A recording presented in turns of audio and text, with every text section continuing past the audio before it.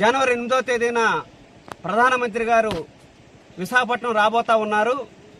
ఈ సందర్భంగా ఈ ప్రాంతానికి సంబంధించి ఏవైతే అన్యాయమైన నిర్ణయాలు తీసుకుంటా ఉన్నారో దాన్ని సరిచేయాలి, వెంటనే దాన్ని రద్దు చేయాలని సిపిఎం పార్టీ డిమాండ్ చేస్తూ ఉంది.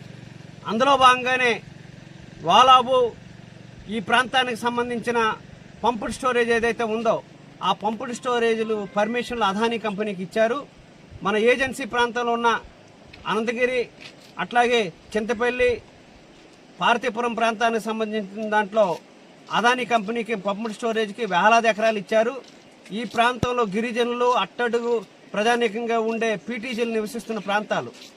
ఈ గిరిజనులకు సంబంధించిన దాని మనుగడికే పెద్ద ప్రశ్నార్థంగా మారిపోతూ ఉంది. మనందరూ తెలుసు, అంతకుముందు సీలేరు కానీ మార్చకండ కానీ ఇట్లాంటి జల విద్యుత్ ప్రాజెక్టులు కట్టినప్పుడు గిరిజనులు చాలా ఇబ్బందులు పడ్డారు. ఇబ్బందులు పడడం కాదు, చాలా మంది వలసలు వెళ్ళిపోయారు.